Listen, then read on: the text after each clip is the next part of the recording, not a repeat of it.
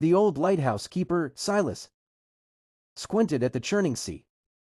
The storm, a snarling beast of wind and water, had been raging for 3 days, and the beam from his lighthouse was the only beacon of hope for any ship caught in its grasp.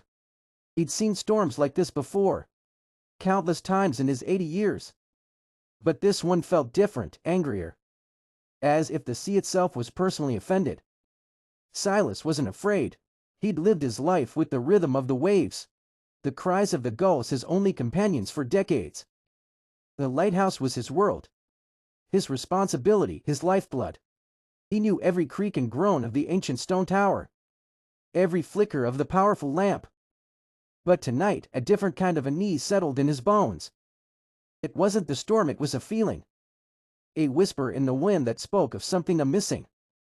He climbed to the lantern room, the wind howling like a banshee trying to tear him from the tower. Looking out at the tempestuous sea, he noticed something strange.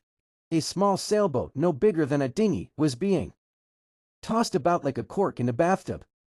It was far too close to the treacherous rocks, and Silas knew it wouldn't survive another hour. He grabbed his binoculars, his heart pounding. He could just make out a figure huddled in the boat. Barely moving, Silas knew he had to act. He couldn't just stand by and watch someone perish.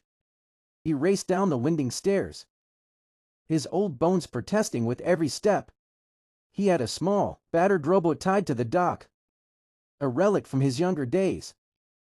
It was madness to go out in this storm, but he couldn't ignore the desperate plea of that tiny boat against the monstrous sea.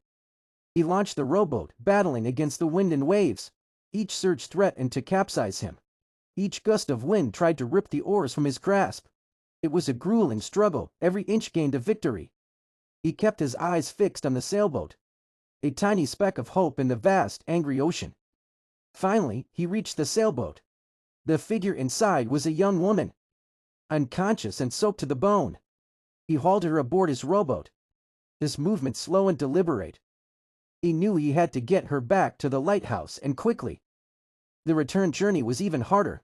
The storm seemed to redouble its fury, as if angered by his defiance. But Silas, fueled by adrenaline and a lifetime of facing the sea's wrath, persevered. He finally managed to reach the dock. Collapsing onto the slippery stones, he carried the woman into the lighthouse, laying her by the warm stove. He wrapped her in blankets and started a fire. As the warmth slowly returned to her body, she began to stir. When she finally opened her eyes, she looked at Silas, her eyes filled with gratitude. "You saved me," she whispered. Silas simply nodded, a tired smile on his face. He knew he had done what any decent person would have done. But as he looked at the now calming storm, he realized that the feeling of something missing had vanished. He had found it not in the vastness of the sea, but in the simple act of human kindness. He had faced the storm, not just outside, but within himself, and emerged victorious. The lighthouse beam, now a steady, reassuring glow, seemed to shine a little brighter that night.